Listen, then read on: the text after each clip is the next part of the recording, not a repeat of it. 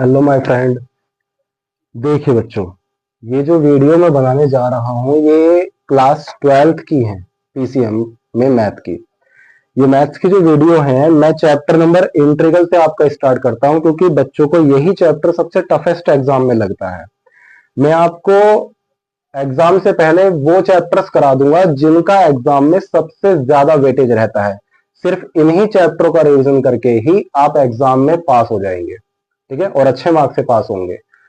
क्योंकि इंटीग्रल और दो तीन चैप्टर और इंटीग्रल के हैं जो कुल मिला के 44 मार्क्स के एग्जाम में आते हैं, बोर्ड एग्जाम में। सिर्फ इन्हीं तीन चार चैप्टर को अगर आप अच्छे से कर लो तो आपके बहुत अच्छे मार्क्स आ जाएंगे, ठीक है। लेकिन हाँ, इंटीग्रल और डिफरेंशियल दो ऐसे चैप्टर हैं जिन्हें करने से पहले अगर आप उनके फॉर्मूले याद कर लो तो काफी अच्छा रहेगा, जो कि आपके बुक्स में है। हालांकि मैं क्वेश्चन में सारे फॉर्मूले आपको साथ के साथ लिखवाऊंगा, लेकिन आप बुक्स से पहले उन फॉर्मूलों को लर्न कर लेना, फिर उन फॉर्मूलों को यहां पर हम लगाना भी सीखेंगे। चलिए शुरू करते हैं। चलिए देखो, इंटीग्रल का जो पहला क्वेश्चन है वो आपको दिया गया है sin 2x का। आपको इसका इंटीग्रल बताना है। अब जरा बात समझिए, इंटीग्रल बताना है आपको sin 2x का, ठीक है। आपने जो फॉर्मूला पढ़ा है इंटीग्रल का वो क्या होता है, पहले उस पर ध्यान दो। तो आपने जो इंटीग्रल का फॉर्मूला पढ़ा है वो पढ़ा है आपने sin x का। तो आप कहते हैं कि भैया sin x का जो इंटीग्रल होता है वो माइनस कोस एक्स होता है, माइनस कोस एक्स होता है। तो माइनस कोस एक्स होता है तो sin x का इंटीग्रल ये होता है, लेकिन वो x की जगह कुछ चेंज करता है, वो x की जगह कुछ चेंज करता है। यहां पर आप देखेंगे कि x है, यहां पर आप देखेंगे कि वो 2x है। तो वो x की जगह ना कुछ थोड़ा बहुत चेंज करेगा। आप उसी चेंज को ध्यान में रखना, और जो भी वो चेंज करेगा x की जगह उसी का डिफरेंशियल वेरिएबल के हमेशा नीचे होगा, हमेशा नीचे होगा। इंटीग्रल में अगर x की जगह वो जो भी रखता है, x को जिस नंबर से रिप्लेस करता है, चाहे वो नंबर कुछ भी हो, आप x की जगह देखना कि x की जगह वो क्या रिपीट कर रहा है। आपने फॉर्मूला x की फॉर्म में पढ़ रखा है, लेकिन वो x की जगह जो भी चेंज कर रहा है उसी x का डिफरेंशियल आप दोबारा से नीचे करोगे, वही आपका एग्जैक्ट आंसर होता है। आपकी एनसीईआरटी की जो फर्स्ट एक्सरसाइज है 7.1, ये आपकी एनसीईआरटी की एक्सरसाइज है। एनसीईआरटी के सॉल्यूशंस करा रहा हूं मैं यहाँ पे। एनसीईआरटी की एक्सरसाइज के इंपोर्टेंट क्वेश्चन है कुछ जो मैंने लिए हैं, फिर 7.2 के भी लूंगा, 3 के भी लूंगा, सबके लूंगा। चलिए अब यहां पर जरा ध्यान दीजिए। तो उसका डिफरेंशियल हमेशा उसके नीचे हुआ करता है, पहली बात तो आप ये चीज में ध्यान रखेंगे। ओके, अब जरा ध्यान दो। तो आप कहोगे भैया साइन एक्स का डिफरेंशियल माइनस कोस एक्स होता है, तो साइन 2x का डिफरेंशियल इंटीग्रल क्या होगा, माइनस का कोस 2x होगा। लेकिन हम कहेंगे कि भैया x की जगह उसने क्या कर दिया, x की जगह उसने 2x कर दिया। तो जो भी x की जगह वो चेंज करता है उसका डिफरेंशियल हमेशा नीचे हुआ करता है, ठीक है। और प्लस में सी हमेशा करना है, ये सी एक्स्ट्रा में रखना है आपको, ये हमेशा हर क्वेश्चन में आएगा ये। ओके, तो माइनस का कोस 2x अपॉन में 2, और क्योंकि x का डिफरेंशियल क्या होता है, x का डिफरेंशियल 1 होता है, तो आप यहां कहेंगे कि ये माइनस का कोस 2x अपॉन 2 प्लस सी। आंसर हो गया आपका, क्वेश्चन खत्म, कंप्लीट क्वेश्चन हो गया, ठीक है। समझ में आपको आ गया होगा बहुत अच्छे से, ठीक है। अगले क्वेश्चन पे चलेंगे अब हम। सेकंड क्वेश्चन में आपसे बोल रहा है कि आपको a की पावर 2x का इंटीग्रल बताना है। जब a की पावर x का बताना है तो आपने फॉर्मूला क्या पढ़ रखा है, आपने पढ़ रखा है फॉर्मूला a की पावर x का। तो a की पावर x का इंटीग्रल तो a की पावर x ही होता है, लेकिन यहां पर a की पावर 2x का इंटीग्रल क्या होगा, a की पावर 2x का इंटीग्रल a की पावर 2x ही होगा। लेकिन वहां पर x की जगह उसने क्या कर दिया, 2x। तो इसलिए x की जगह जो भी वो रिप्लेस कर रहा है उसका डिफरेंशियल तो नीचे आना चाहिए, ये हम जानते हैं। x की जगह जो भी आएगा उसका डिफरेंशियल अगेन में नीचे दोबारा से होगा ही होगा। तो e की पावर 2x अपॉन में, और x का डिफरेंशियल क्या हो जाता है, 1 होता है। तो ये क्या हो गया, e की पावर 2x अपॉन में 2 1 जा 2 प्लस में सी, आंसर, ठीक है। समझ में आपको आया होगा बहुत अच्छे से। चलिए थर्ड क्वेश्चन पे चलेंगे अब हम।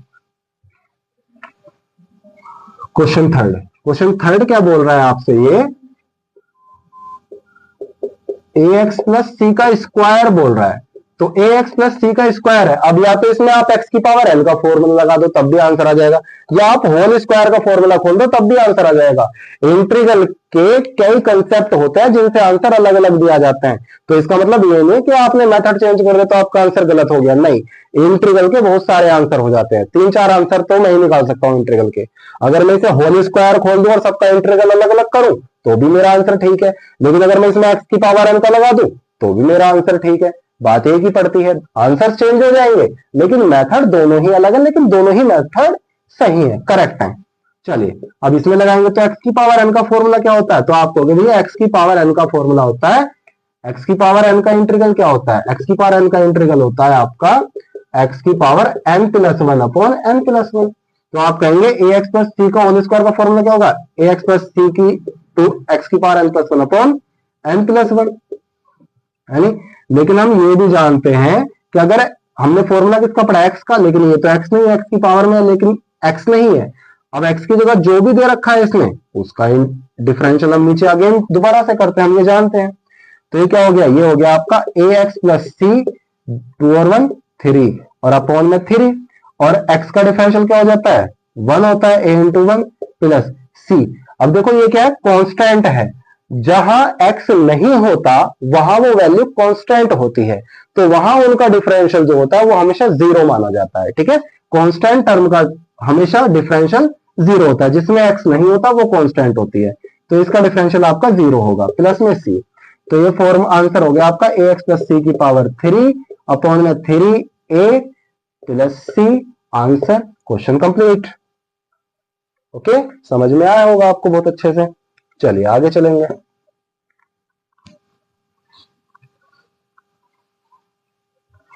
अब अगला देखें, ये वाला 4th क्वेश्चन।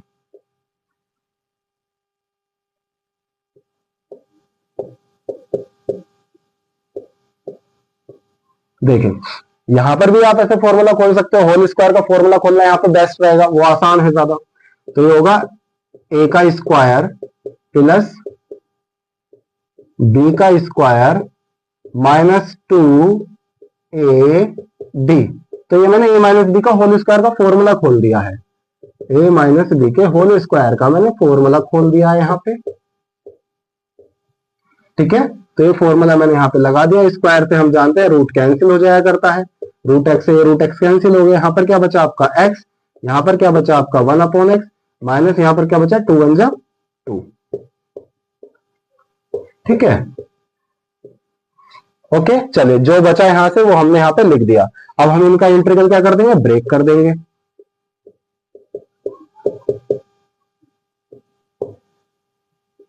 टू तो कांस्टेंट वैल्यू है, बाहर निकल जाएगा। जो काउंटिंग की वैल्यू होती है ना, गिनतियां जो होती है वो हमेशा इंटीग्रल से बाहर आ जाती है क्योंकि वो कांस्टेंट वैल्यूज होती है, ठीक है।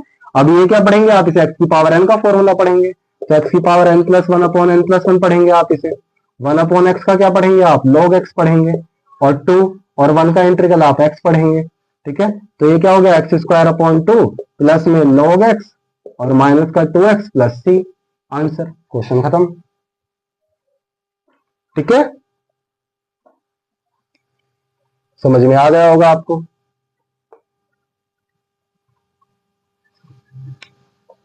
चलिए अगला क्वेश्चन देखिए जरा, 5 क्वेश्चन। 5 क्या है, x square minus x square plus में एक्स माइनस 1 अपॉन में एक्स माइनस 1। तो आप क्या कहेंगे, ये 2 वेरिएबल्स हैं। अगर 2 वेरिएबल्स है तो कोशिश ये कीजिए कि एलसीएम ब्रेक कर सको और 2 वेरिएबल्स को 2 वेरिएबल्स के नीचे ही रखो, 2 वेरिएबल्स को 2 वेरिएबल्स के नीचे ही पुट अप करके देखो तो क्वेश्चन हो जाता है सोल्व। ये 2 वेरिएबल है तो 2 वेरिएबल मैंने ये उठा लिए, 2 वेरिएबल मैंने ये उठा लिए, ये अलग लिए 2 वेरिएबल, ये अलग लिए, ठीक है। तो एलसीएम ब्रेक कर दिया मैंने, क्योंकि 2 वेरिएबल है तो 2 वेरिएबल के नीचे मैंने अलग अलग रख दिए। तो आप कहेंगे भैया यहाँ से तो एक्स स्क्वायर कॉमन आ रहा है, अगर एक्स स्क्वायर कॉमन बाहर निकल जाएगा तो यहाँ से एक्स, यहाँ से 1 कॉमन रह जाएगा, अपॉन में एक्स माइनस 1 हो गया, plus x minus 1 upon x minus 1 हो गया ये। तो आप कहेंगे भैया ये कैंसिल हो गया, ये कैंसिल हो गया, तो यहाँ से क्या बचा, एक्स स्क्वायर बचा, यहाँ से क्या बचा, ये कैंसिल हो गया, 1 बचेगा यहाँ पे, इंटू डी एक्स हो गया। ओके, चलिए अब आप जानते हैं कि भैया इसका इंटीग्रल एक्स की पावर एन का एक्स की पावर 3 अपॉन 3 और प्लस में 1 का इंटीग्रल एक्स हो गया प्लस सी, ये आपका आंसर हो गया, ठीक है, आगे क्वेश्चन हम कल करेंगे। Thank you.